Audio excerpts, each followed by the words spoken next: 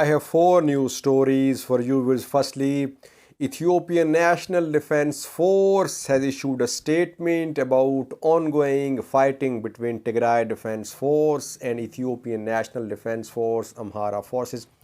A very important statement. This is the second statement from Ethiopian National Defense Force about battlefronts. Earlier, a few days ago, we saw a statement from Bacha Dable, ENDF general. Now, this is the second statement from the battlefield, what is happening on Dessie front, on Gashina front. ENDF has issued this statement. We'll have a look at the statement in detail. Secondly, Agew Liberation Front a few hours ago claimed that it had graduated 6,000 new fighters who had undergone a 2-week preliminary training, and they were ready to join the fighting ongoing in Amhara region. Thirdly, I have some videos for you showing newly captured ENDF soldiers. Several videos are being shared showing ENDF soldiers in the custody of Tigray Defense Force. Before the three news stories, let me talk a little about Somalia, viewers. I could not cover Somalia over the past few days because things have heated up in Amhara far regions regarding ongoing fighting.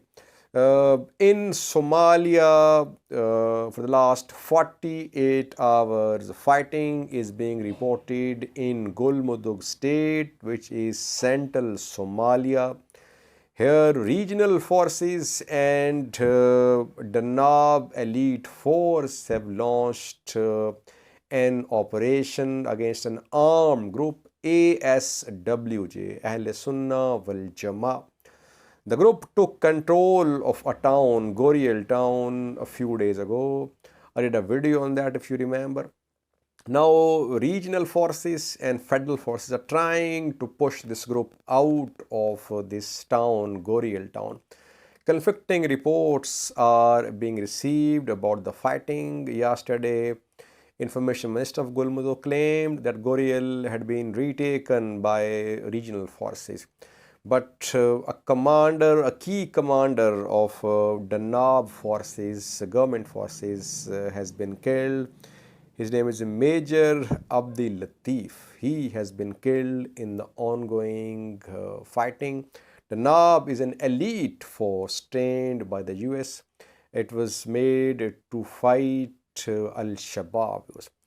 This group, ASWJ, is an armed group and it came into existence before Al-Shabaab. I think it was at the start of 1990s when this group came into existence. Al-Shabaab appeared after this group, viewers, and then Al-Shabaab managed to take control of large areas in Somalia. Al-Shabaab is still in control of several large zones in Somalia. The two groups, Al-Shabaab and ASWJ, they are arch rivals. They've been fighting in the past. And it was being said that Somali government was using this group, ASWJ, against Al-Shabaab. But now when Somali government, regional government, Galmudug has launched an operation against this group, ASWJ, it means that Al-Shabaab will be further strengthened because their rival is being targeted by the government and regional forces. So far, conflicting claims about the ongoing fighting. ASWJ says it's in control of Goriel town, but Galmudug state information claims that the town has been retaken by regional forces. So this development shows you that Somalia is faced with several challenges. Al-Shabaab is not the only challenge faced by the government, Somali people. Secondly, viewers, Ethiopian National Defense Force a few hours ago issued a very important statement about ongoing fighting in Amhara region. This is the second important statement. Earlier, a few days ago, we saw a statement from Bacha Dable, ENDF journal, about ENDF's new offensive. Now, this new statement talks mostly about Dessie front. ENDF statement says that Tigray Defense Force, Tigray fighters, they say TPLF has suffered heavy losses close to Lake Hike. And secondly, they say that in Boro Selassie, large groups, large units of Tigray forces have been destroyed. Both Hike and Boro Selassie are in Teholedere Voreda, which is the center of fighting now on Dessie front. And thirdly, Ethiopian National Defense Force says that TPLF fighters were trying to enter Kutabar, but their attempt has failed. ENDF statement mentions Gashina as well, that Tigray fighters were trying to advance from Gashina, but they have suffered losses there. In the next video, we'll discuss Gashina in detail.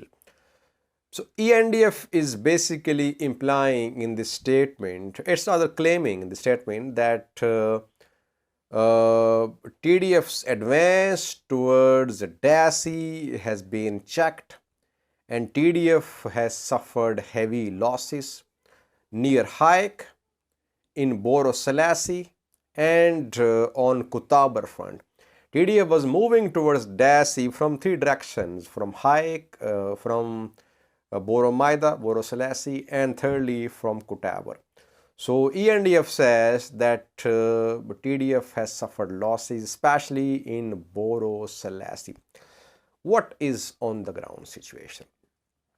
Well, TDF managed to reach Hike Bisetima, and it happened almost 3 days ago. But since then, we have not seen any movement of Tigray Defense Force towards the outskirts of Dessie. Fighting was going on near Hike, near Boro Maida, Boro Selassie.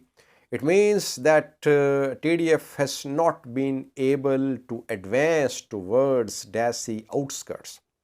Having said that, it's not that TDF is it has been pushed back to Voldia. No, it has suffered losses. It seems that it has suffered losses because its advance has been checked. We have not seen any confirmation that TDF has reached the outskirts of Dessie. It means its positions near Hike, near Boro Selassie, they were targeted and TDF suffered losses there. Can TDF recover now? Will it move towards Dessie once again? That remains to be seen, viewers.